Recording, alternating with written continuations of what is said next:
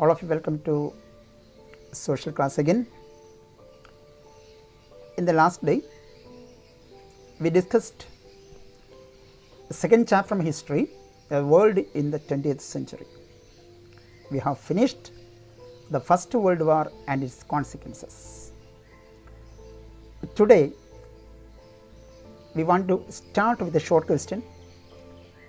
The World Economic Depression of 1929.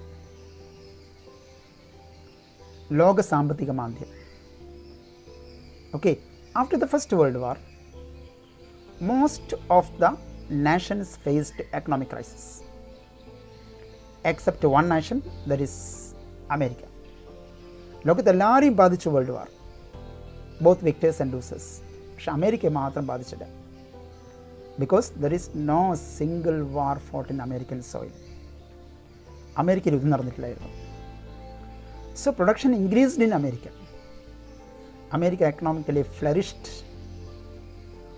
All the European nations took a loan from America.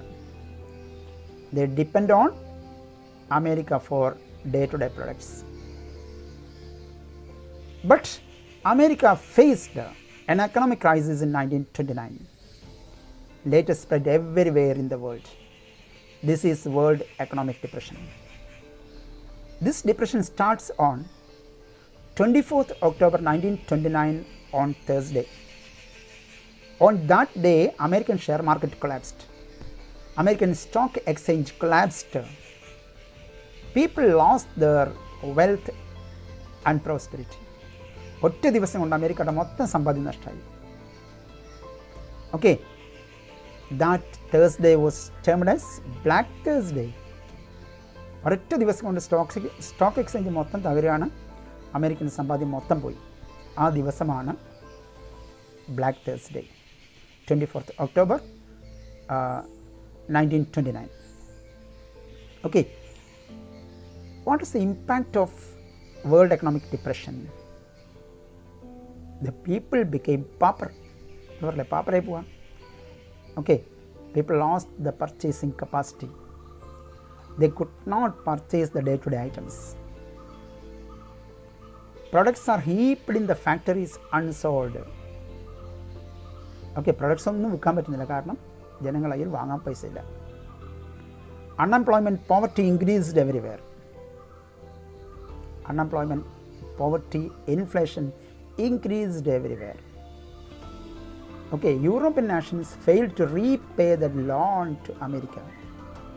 അമേരിക്കയിൽ നിന്ന് വാങ്ങിച്ച വായ്പയൊന്നും European nations തിരിച്ചടച്ചില്ല. And unemployment, poverty is there. More than 10,000 banks were collapsed. Text kana points. This is World Economic Depression and its impacts. To overcome this economic crisis, European nations imposed heavy tax on the colonies. ഈ ക്രൈസിന് രക്ഷപ്പെടാൻ European nations കണ്ട വഴി അവർ കോളനിയുടെ മുകളിൽ എന്ത് ചെയ്യുക, high tax impose ചെയ്യുക. ശരിക്കും പറഞ്ഞാൽ എന്തുണ്ടായാലും it effect the colonies. Another most important essay from this chapter is Fascism and Nazism. Okay, what are the circumstances which led Fascists came into power in Italy? Nazism came into power in Germany. We want to discuss in detail. It's the most important essay. What is Fascism and Nazism? These are the two political ideologies emerged in the world after First World War. Fascism in Italy, led by Benito Mussolini. Nazism in Germany was led by Adolf Hitler. നമുക്ക് separate discuss ചെയ്യാം. Fascism.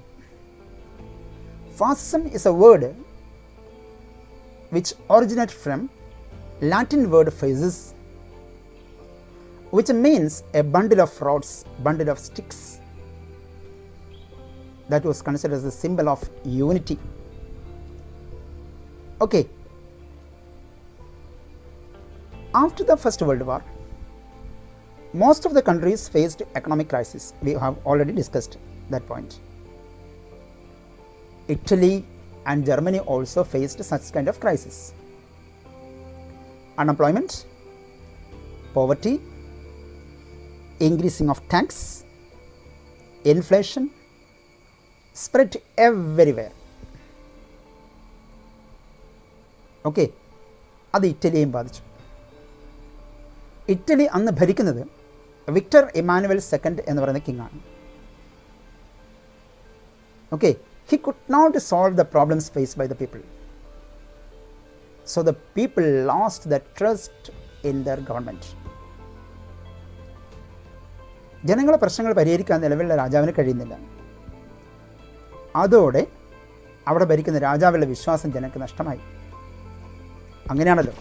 അപ്പം നമ്മുടെ നാട് ഭരിക്കുന്ന ഒരു government നമ്മളെ problems പരിഹരിച്ചില്ലെങ്കിൽ നമ്മൾ അവർ government എങ്ങനെയെങ്കിലും മാറ്റാൻ ശ്രമിക്കും. ഡെമോക്രസി ഫോളോ ചെയ്യുന്ന നമ്മുടെ രാജ്യത്ത് നമുക്ക് അടുത്ത ഇലക്ഷൻ എന്ത് ചെയ്യാം? അവർക്കെതിരെ വോട്ട് ചെയ്യാം. അതേപോലെ ഇറ്റലിയിൽ അന്ന് ഭരിക്കുന്ന കിങ്ങിൻ്റെ ഭരണം ജനങ്ങളുടെ പ്രശ്നങ്ങൾ സോൾവ് ചെയ്യാൻ കഴിയാത്തതായിരുന്നു. അപ്പം ജനങ്ങളാകെ നിരാശയിലാണ്, പീപ്പിൾ ഇൻ ഡിസ്പെയർ. കാരണം ഗവൺമെൻറ് അവരുടെ പ്രശ്നങ്ങൾ സോൾവ് ചെയ്യാൻ കഴിയുന്നില്ല. ആ സമയത്താണ് ഒരു ഹീറോയെ പോലെ അവർ മുന്നിലേക്ക് പുതിയൊരു ഐഡിയലിസമായിട്ട്, ദാറ്റ് ഈസ് ഫാസിസം എന്ന് പറയുന്ന ഐഡിയയുമായിട്ട് മുസോളിനി വരുന്നത്. Okay, like a protector. ജനങ്ങളോട് പറഞ്ഞു, ഞാൻ നിങ്ങളെ രക്ഷിക്കാൻ വന്നിരിക്കുന്നു. If you support me, I will solve your problems. Okay, ശരിയോ തെറ്റോ എന്ന് നോക്കാതെ പീപ്പിൾ ബ്ലൈൻഡ്ലി സപ്പോർട്ടഡ് മുസോളിനി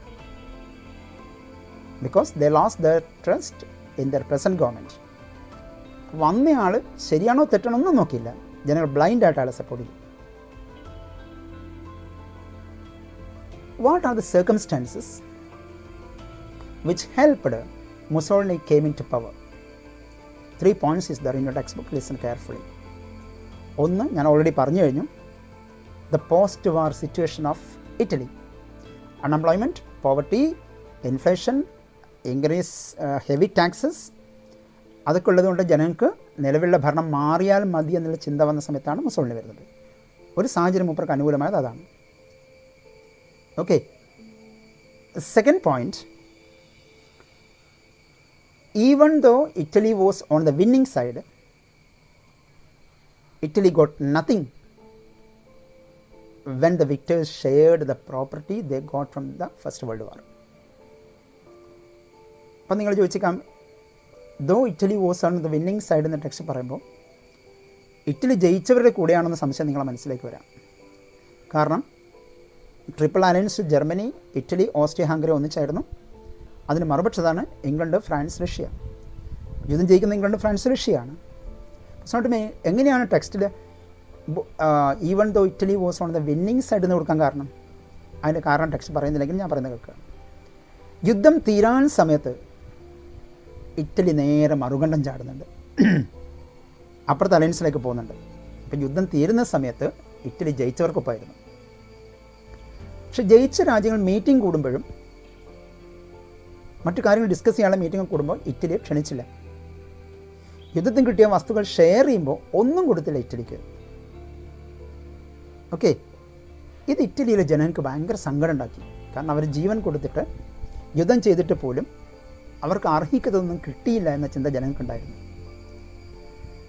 അപ്പോൾ അർഹിക്കുന്നത് കിട്ടാത്തത് നിലവിലുള്ള കിങ്ങിൻ്റെ കഴിവുകേടുകൊണ്ടാണ് ജനങ്ങൾ വിശ്വസിച്ചു. അപ്പോഴാണ് മുസോളിനി വന്നിട്ട് പറയുന്നത്, നിങ്ങളെ സേവ് ചെയ്യാൻ ഞാനുണ്ട്, നമ്മൾ അർഹിക്കുന്നത് നമുക്ക് പിടിച്ചു വാങ്ങണം. അപ്പം ജനങ്ങൾക്ക് ഭയങ്കര ആവേശമുണ്ടായി, ജനങ്ങൾ മുസോളിനിയെ സപ്പോർട്ട് ചെയ്തു. That's a second one. So even though Italy was on the winning side, she got nothing എന്ന് ഓർമ്മിച്ചോ. Second point, post war situation, unemployment, poverty ഒക്കെ ഉണ്ടായിരുന്നത് പ്രസൻറ്റ് ഗവൺമെൻറ് സോൾവ് ചെയ്യാൻ പറ്റുന്നില്ല. അപ്പം മുസോളിനി സോൾവ് ചെയ്യാമെന്ന് പറഞ്ഞുകൊണ്ട് മുന്നോട്ട് വരികയാണ്. Third one, the capitalists who lived in Italy supported Mussolini. ഇറ്റലിയിലെ മുതലാളിമാരും മുസോളിനിയെ സപ്പോർട്ട് ചെയ്തു. അതിന് കാരണമുണ്ട്. മുതലാളിമാർ പേടിച്ചത് ഫസ്റ്റ് വേൾഡ് വാർ കഴിഞ്ഞാൽ റഷ്യയെ പോലെ തന്നെ ഇറ്റലിയിലും സോഷ്യലിസം അഥവാ കമ്മ്യൂണിസ്റ്റ് ഗവൺമെൻറ് വരുമെന്ന് പേടി അവർക്കുണ്ട്. ക്യാപിറ്റലിസത്തിൻ്റെ മെയിൻ എനിമിയാണ് സോഷ്യലിസം. അപ്പം ഇറ്റലി സോഷ്യലിസ്റ്റായി മാറിയാൽ അത് മുതലാളിമാർക്ക് ഭീഷണിയാണ്. അപ്പോൾ മുസോളിനി സപ്പോർട്ട് ചെയ്തുകൊണ്ട് അവർക്ക് എന്താ കാര്യം? Mussolini declared there main enemies R socialist. അപ്പം മുസോളിനിയെ സപ്പോർട്ട് ചെയ്താൽ മുസോളിനെ ഉപയോഗിച്ചുകൊണ്ട് സോഷ്യലിസ്റ്റുകളെ ഒതുക്കാം എന്ന് ക്യാപിറ്റലിസ്റ്റ് വിചാരിച്ചു. അതുകൊണ്ട് ക്യാപിറ്റലിസ്റ്റ് മുസോളിനിയെ സപ്പോർട്ട് ചെയ്തു. ഇത് മൂന്നെണ്ണം നിങ്ങൾ ടെക്സ്റ്റ് കാണാം. ഒന്ന് post war situation of Italy, 2 യുദ്ധത്തിൽ ജയിച്ച രാജ്യങ്ങൾ വേണ്ടത്ര പരിഗണന ഇറ്റലിക്ക് കൊടുത്തില്ല, 3 ഇറ്റലി കമ്മ്യൂണിസത്തിലേക്ക് പോകുമോ സോഷ്യലിസ്റ്റ് പോകുമോ എന്ന് പേടിയാൽ ക്യാപിറ്റലിസ്റ്റും മുസോളിനിയെ സപ്പോർട്ട് ചെയ്തു. അങ്ങനെ കുറേ ജനങ്ങൾ സപ്പോർട്ട് മുസോളിനി കിട്ടുകയാണ്. ഓക്കെ, അങ്ങനെ മുസോളിനി ഇറ്റലിയിൽ ഒരു ഇലക്ഷൻ നടന്നു. എൻ്റെ ഓർമ്മശരിയാണ് 1921. ആ ഇലക്ഷനിൽ മുസോളിനിയുടെ പാർട്ടി കാര്യമായിട്ട് വോട്ടൊന്നും കിട്ടിയില്ല, കുറഞ്ഞ സീറ്റേ കിട്ടിയുള്ളൂ. അതിന് കാരണം ഈ സമയമാകുമ്പോഴത്തേക്ക് മുസോളിനിയുടെ ഒറിജിനൽ സ്വഭാവം ജനങ്ങൾ മനസ്സിലാക്കിയിരുന്നു. അതായത് when Mussolini got the support of people, he declared his enemies are socialist, communist, the leaders of workers and peasants, Democrats. ഇവരൊക്കെ നമ്മുടെ ശത്രുക്കളാണ് മുസോളിനി പ്രഖ്യാപിച്ചു. And he formed a militia, a gunda gang, a military troop known as Black Shirt. Okay, he supplied arms to them, weapons to them, and asked them to kill the enemies. He declared the enemies are communist, socialist, Democrats, leaders of workers, peasants. ഇവരൊക്കെ അവരുടെ ശത്രുക്കളാണ്, അവർ മുഴുവൻ കൊന്നോളാൻ black ഷർട്ടിന് മൂപ്പർ order കൊടുക്കുകയാണ്. ആ black shirt ഈ പറയുന്ന ആൾക്കാരെ മുഴുവൻ കൊല്ലാൻ തുടങ്ങി. അതോടെ ജനങ്ങൾക്ക് മടുത്തിരുന്നു മുസോളിനി. അപ്പം ജനങ്ങൾ എന്ത് ചെയ്തു? കിട്ടിയ ചാൻസിന് ഇലക്ഷൻ നടന്നപ്പോൾ മുസോളിനിക്കെതിരെ വോട്ട് ചെയ്തു. അപ്പോൾ മുസോളിനിക്ക് മനസ്സിലായി ഏതായാലും ഇലക്ഷനിലൂടെ ഒന്നും തന്നെ അധികാരത്തിൽ ജനങ്ങൾ കൊണ്ടുവരാൻ ചാൻസ് ഇല്ല, തൻ്റെ പഴയ പോളിസി തന്നെ തുടരാം.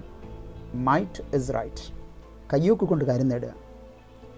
അങ്ങനെ ഇലക്ഷനിൽ തോറ്റ Mussolini marched towards the palace of the king Victor Emmanuel II to threaten him with his followers.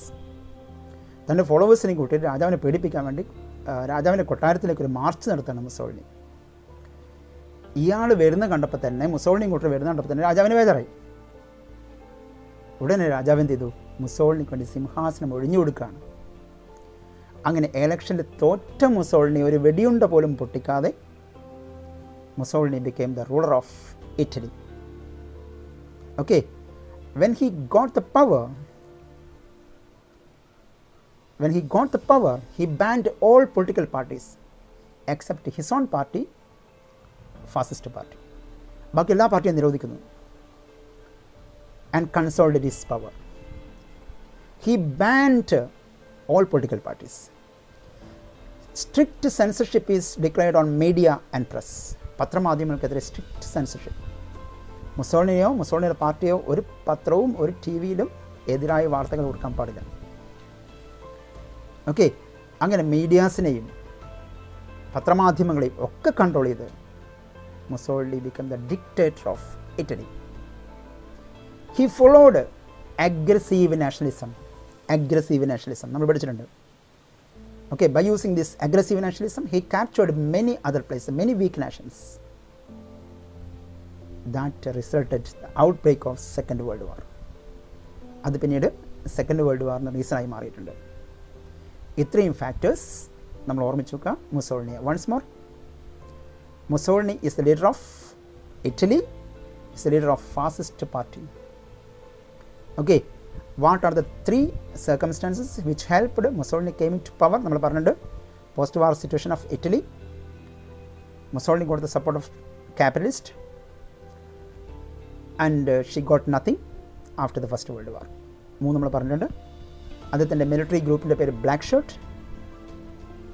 അദ്ദേഹത്തിൻ്റെ പോളിസി, അദ്ദേഹത്തിൻ്റെ main enemies communist, socialist, democrats, leaders of workers and പെസൻസ്.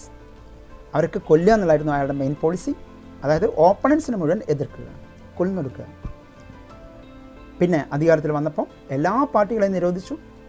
പത്രമാധ്യമങ്ങൾക്ക് censorship ഏർപ്പെടുത്തി. ഇങ്ങനെ കയ്യൂക്ക് കൊണ്ട് ഇറ്റലി ഭരിച്ച ആളായിരുന്നു ബെനിറ്റോ മുസോളിനി. സഹികെട്ട ജനങ്ങൾ അവസാനം മുസോളിനെ എറിഞ്ഞു കൊല്ലുകയാണ് പബ്ലിക്കായിട്ട്. ഓക്കെ. പിന്നെ അയാൾ ഫോളോ ചെയ്ത പോളിസി അഗ്രസീവ് നാഷണലൈസ് ആയിരുന്നു. ഒരുപാട് രാജ്യങ്ങൾ മുസോളിനി ക്യാപ്ചർ ചെയ്യാൻ തുടങ്ങി. അത് സെക്കൻഡ് വേൾഡ് വാറിൻ്റെ കാരണമാവുകയും ചെയ്തു. Next we want to discuss Nazism. Okay. അതുകൊണ്ടൊക്കെ എന്നോട് ഫാസ്റ്റായിട്ട് ബന്ധപ്പെട്ട ഒരു പോയിന്റ് വിട്ടുപോയി പറയാൻ ശ്രദ്ധിക്കുക. ഫാസിസത്തിൻ്റെ കുറച്ച് ഫീച്ചേഴ്സ് ഉണ്ട് ടെക്സ്റ്റിൽ. അത് നിങ്ങൾക്കൊരു ഡയഗ്രമായിട്ട് കൊടുത്തിട്ടുണ്ട്. പക്ഷേ ഞാൻ പറഞ്ഞ പോയിൻറ്റ്സിൽ അതൊക്കെ വരുന്നുണ്ട്. അതിലൊന്ന് Mussolini is against democracy, that is antagonism to democracy. Text കാണാം. Against socialism, glorifying the nation. അത് കാണാം നിങ്ങൾക്ക്. ഗ്ലോറിഫൈങ് ദ നേഷൻ, സ്വന്തം രാജ്യത്തെ എന്ത് ചെയ്യുക, പുകഴ്ത്തി പറയുക. അതൊരു അഗ്രസീവ് നാഷൻസിൻ്റെ ഭാഗമാണ് നമ്മൾ നേരത്തെ പറഞ്ഞിട്ടുള്ളത്. Okay. Some nations consider they are supreme, treat others are inferior. Okay. രാജ്യത്തെ പുകഴ്ത്തി പറയുക. പിന്നെ സ്വന്തം റേസിൻ്റെ പ്യൂരിറ്റി എപ്പോഴും ഉയർത്തി പറയുക. അതായത് ഇറ്റലിയുടെ ക്യാപിറ്റലാണ് റോം. വേൾഡിലെ ഏറ്റവും അറിയപ്പെടുന്ന സിവിലൈസേഷനായിരുന്നു റോമൻ സിവിലൈസേഷൻ. ആ റോമൻ സിവിലൈസേഷനിൽപ്പെട്ട ഡിസെൻഡൻസ് ആണ്, പിന്മുറക്കാരാണ് ഞങ്ങൾ എന്നൊരു എന്താ പറയുക, എപ്പോഴും ഒരു പവർ ആര് പറയാറുണ്ടായിരുന്നു? മുസോളിനി പറയാറുണ്ട്.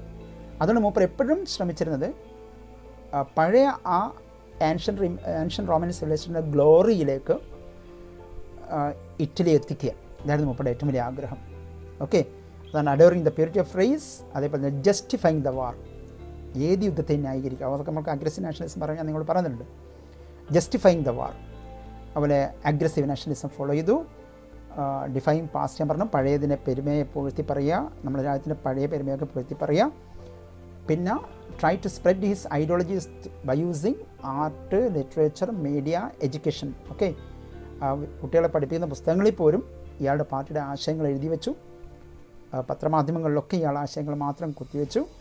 പിന്നെ പട്ടാള ഭരണമാണ്, മിലിറ്ററി ഡിക്റ്റേറ്റർഷിപ്പാണ്. എതിരാളികൾ എന്ത് ചെയ്യുക, പൊളിറ്റിക്കൽ റൈവൽസിനെ കൊല്ലുക. ഇതൊക്കെയായിരുന്നു ഫാസിസത്തിൻ്റെ പ്രധാനപ്പെട്ട principles. Okay. He try to upheld the purity of the supremacy of ancient Roman civilization. അത് നിങ്ങൾ ഓർമ്മിച്ചു കേട്ടോ, പറയാൻ പറ്റുന്നതാണ്. ഇനി come to our next essay, Nazism. Nazism is the German version of fascism. Okay. Nazism is the German version of fascism. രണ്ടും ആശയപരമായിട്ട് ഒന്ന് തന്നെയാണ്. രണ്ട് രാജ്യങ്ങൾ മാറുന്നുള്ളൂ, രണ്ട് ലീഡേഴ്സ് മാറുന്നുള്ളൂ. അപ്പം ഫാസിസത്തിൻ്റെ ജർമ്മൻ വേർഷനാണ് Nazism. Its leader was Adolf Hitler. ലോകം ക്രൂവൽറ്റിയുടെ സിമ്പലായിട്ട് കാണിക്കുന്ന അഡോൾഫ് ഹിറ്റ്ലർ. നമുക്ക് നോക്കാം. When First World War was going on, Hitler was the commander-in-chief of German army. German ആർമിയിലെ ഒരു സൈനിക മേധാവിയായിരുന്നു Hitler. He and his army lost the First World War. തോറ്റുല്ലേ ജർമ്മനി. ഒരു സോൾജിയറെ സംബന്ധിച്ചിടത്തോളം അയാളുടെ ലൈഫിലെ ഏറ്റവും സങ്കടം ഉണ്ടാകുന്നൊരു കാര്യം യുദ്ധത്തിൽ തോൽക്കുമ്പോഴാണ്. ഹിറ്റ്ലർക്ക് ഭയങ്കര സങ്കട യുദ്ധത്തിൽ തോറ്റതുകൊണ്ട്. He kept revenge on his rivals, his enemies. തോൽപ്പിച്ച രാജ്യങ്ങളുടെ മുമ്പ് പ്രതികാരമായിരുന്നു. എങ്ങനെയെങ്കിലും തന്നെ തോൽപ്പിച്ച ആൾക്കാരുടെ പ്രതികാരം ചെയ്യണം എന്നുള്ള ചിന്ത ഹിറ്റ്ലറുടെ മനസ്സിലുണ്ടായിരുന്നു. ഒരു പട്ടാള മേധാവിക്ക് മാത്രം ഒരിക്കലും എന്ത് ചെയ്യാൻ പറ്റില്ല, എതിർ രാജ്യങ്ങൾ ആക്രമിക്കാനൊന്നും കഴിയില്ല. കാരണം അതൊരു പൊളിറ്റിക്കൽ ഡിസിഷനാണ്. ഒരു രാജ്യം മറ്റൊരാജ്യത്തെ ആക്രമിക്കണമെങ്കിൽ അത് സൈന്യം മാത്രം തീരുമാനിച്ചാൽ പോരാ, അവിടുത്തെ ഭരണാധികാരികൾ തീരുമാനിക്കണം. ഒരു കമാൻഡർ ഇൻ ചീഫ് മാത്രമായ ഹിറ്റ്ലർക്ക് ഒരിക്കലും തൻ്റെ എതിരാളികളെ ആക്രമിക്കാൻ കഴിയില്ല. അതുകൊണ്ട് ഹിറ്റ്ലർ ആലോചിച്ചു, എങ്ങനെയെങ്കിലും ജർമ്മനിയിൽ അധികാരത്തിൽ വരണം, ജർമ്മനിയിലെ റൂളറായി മാറണം. So he decided to resign from the army and formed a political party. That party was known as National Socialist German Workers' Party, shortly known as Nazi Party. അങ്ങനെ മൂപ്പർ ആർമിയിലെ ജോലി രാജിവെച്ച് ഒരു രാഷ്ട്രീയ പാർട്ടി ഉണ്ടാക്കുകയാണ് ജർമ്മനിയിൽ. അതാണ് Nazi party. Okay, after forming this party he tried to capture power, okay, by overthrowing the present government. നിലവിലുള്ള ഗവൺമെൻറ്റിനെ അട്ടിമറിച്ചുകൊണ്ട് അധികാരം പിടിച്ചെടുക്കാൻ ശ്രമിച്ചു Hitler. Okay, so plot was discovered, he put into jail. From the jail he wrote a book that was known as Mein Kampf. That is autobiography of Hitler. That book filled with the principles of his party, Nazist party. He published that book. People attracted towards this principle of Nazism. Okay, എന്തൊക്കെ അദ്ദേഹം ജനങ്ങളോട് മെയിനായിട്ട് പറഞ്ഞത്? If you support me, I will throw the treaty of Versailles. I think we have studied that treaty of Versailles. It was signed after First World War, signed by Germany with the compulsion of victors. All the terms and conditions of this treaty is against the interest of Germany. അപ്പോൾ Hitler പറഞ്ഞ ജനങ്ങളോട്, നിങ്ങൾ എന്നെ support ചെയ്താൽ ഞാൻ treaty of വേഴ്സൈൽ വലിച്ചെറിയും, ഞാൻ അധികാരത്തിൽ വന്നാൽ. $6.6 million ജർമ്മനി കൊടുക്കണമായിരുന്നു യുദ്ധനഷ്ടപരിഹാരമായിട്ട്, വാർ കോമ്പൻസേഷൻ. അത് ഞാൻ കൊടുക്കില്ല, നിങ്ങൾ എന്നെ സപ്പോർട്ട് ചെയ്യണം. ഇത് ജനങ്ങൾക്ക് ഭയങ്കര ആവേശമുണ്ടായി. കാരണം ഒരു ഹ്യൂമിലിയേറ്റിംഗ് ട്രീറ്റി ആയിരുന്നു ശരിക്കും ട്രീറ്റി ഓഫ് വേഴ്സൈൽ. ജർമ്മൻസിനെ അപമാനിക്കുന്ന ട്രീറ്റി ആയിരുന്നു. അത് വലിച്ചെറിയെന്ന് പറയുന്ന ഹിറ്റ്ലർ അവർ ഹീറോ ആയി കണ്ടു. പിന്നെ post war situation of Germany, like അവർ Italy, unemployment, poverty, increasing of tax, ഇതൊക്കെ നിലവിലെ ഗവൺമെൻറ് സോൾവ് ചെയ്യാൻ കഴിയുന്നില്ല. അത് സോൾവ് ചെയ്യാമെന്ന് ജനങ്ങൾക്ക് പ്രോമിസ് കൊടുത്തു ഹിറ്റ്ലർ. ജനങ്ങൾ അയാളെ സപ്പോർട്ട് ചെയ്യാണ്. ഓക്കെ, അതേപോലെ അങ്ങനെ മുസോളിനെ ജനങ്ങൾ എന്ത് ചെയ്യാണ്? സപ്പോർട്ട് ചെയ്യാണ്. ഞാൻ പറഞ്ഞു അദ്ദേഹം ജയിലിലാണ്. ജയിലിൽ വെച്ച് അവർ പുസ്തകം എഴുതുന്നത്. ആ പുസ്തകം വായിച്ച ജനങ്ങൾ ആ പാർട്ടിയിലേക്ക് അട്രാക്റ്റീവ് ആവുകയാണ്. പ്രത്യേകിച്ച് അയാൾ പറഞ്ഞ പ്രിൻസിപ്പിൾസൊക്കെ ജനങ്ങൾക്ക് ഇഷ്ടപ്പെട്ടു. After release from the jail, he participated, he contested as the candidates in the election held in Germany. ജർമ്മനിയിൽ ഒരു ഇലക്ഷൻ നടന്നു. ആ ഇലക്ഷനിൽ ഹിറ്റ്ലർ മത്സരിച്ചു for the post of German chancellor. ജയിച്ചു വന്നു Hitler. But according to German constitution, more power was vested in the hands of president. അന്നത്തെ German president Hindenburg ആയിരുന്നു. ആ ഹിഡൻബർഗ് ഹിറ്റ്ലറെ ചാൻസലറാക്കാൻ കൂട്ടാക്കിയില്ല, അയാൾ അധികാരം ഉപയോഗിച്ചു. ഓക്കെ, അപ്പോൾ ഹിഡൻബർഗ് ആയിരുന്നു പ്രസിഡൻ്റാണ് കൂടുതൽ പവർ. ആ പവർ ഉപയോഗിച്ച് ഹിറ്റ്ലറെ പ്രസിഡൻ്റാക്കാൻ മൂപ്പർ കൂട്ടാക്കിയില്ല, ഹിറ്റ്ലറെ ചാൻസലറാക്കാൻ. പക്ഷെ അവിടുത്തെ ഇൻഡസ്ട്രിയലിസ്റ്റും വ്യവസായികളും ബാങ്കേഴ്സൊക്കെ ഹിഡൻബർഗിനോട് പറഞ്ഞു, സർ അത് ശരിയില്ല, ആൾ ജയിച്ചു വന്നാണ്, ആളെ ജനങ്ങൾ സപ്പോർട്ട് ചെയ്താണ്, അയാളെ നമ്മൾ എന്ത് ചെയ്യണം? ചാൻസലറാക്കണം. മനസ്സിലോടി Hindenburg appointed Hitler as the chancellor. After some days, Hindenburg was died. President was died. Now Hitler declared, I am the president also. അപ്പം ചാൻസലറും പ്രസിഡൻറ്റും ഒക്കെ ഹിറ്റ്ലറായി മാറുകയാണ്. And he consolidated his power. He became the dictator of Germany. When he came into power, he declared his enemies are socialist, communist, leaders of workers and peasants, Democrats plus Jews, JEWS, ജൂതന്മാർ. ഇവരൊക്കെ നമ്മുടെ സ്റ്റേറ്റിൻ്റെ രാജ്യത്തിൻ്റെ ശത്രുക്കളാണ്. He also formed a militia known as brown shirt. ഇറ്റലിയിൽ black shirt ആയിരുന്നു, ഇവിടെ brown shirt. He supplied weapons to them and asked them to kill these opponents. He considered his main enemies are Jews because Hitler believed that Jews were responsible for the ruin and defeat of Germany in the First World War. World വാറിൽ Germany തോക്കാൻ കാരണം ജൂതന്മാരാണെന്ന ചിന്ത ഹിറ്റ്ലർക്കുണ്ടായിരുന്നു. അതുകൊണ്ട് അവരെ മെയിനായിട്ട് enemies ആയിട്ട് കാണാണ് Hitler. thousands of Jews were captured and put into prison, a notorious prison made by Hitler. That prison was known as concentration camp. Thousands of Jews were tortured and massacred in this jail. This incident was known as Holocaust. ആയിരക്കണക്കിന് ജൂതന്മാർ അദ്ദേഹം ജയിലിട്ട് പീഡിപ്പിച്ചു കൊല്ലുകയാണ്.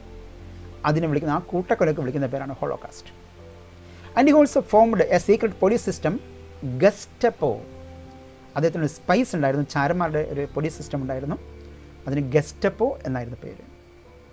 Okay. He banned all political parties except his party, Nazi party. He made strict censorship on press and media. പത്രമാധ്യമങ്ങൾ ഹിറ്റ്ലർക്കെതിരെ ഒരു വാർത്തയും കൊടുക്കാൻ പാടില്ല. അദ്ദേഹത്തിൻ്റെ കൺട്രോളായിരുന്നു മുഴുവൻ മീഡിയയും. ഓക്കെ. ആർട്ട്, ലിറ്ററേച്ചർ, എഡ്യൂക്കേഷൻ ഒക്കെ അദ്ദേഹം തൻ്റെ പ്രിൻസിപ്പിൾസ്, തൻ്റെ ആശയങ്ങൾ പ്രചരിപ്പിക്കാൻ വേണ്ടി ഉപയോഗിച്ചു. Banned all political parties except his own party, Nazi party. And he also followed aggressive nationalism like Mussolini. He also tried to capture many nations. That was considered one of the reasons for the outbreak of Second World War. Okay, Hitler always upheld the purity of Aryan race. Germans belongs to Aryan race, so he considered they are the superior race in the world. So Aryan should rule the world. അതായിരുന്നു ഹിറ്റ്ലറുടെ എപ്പോഴും വലിയ ആഗ്രഹം.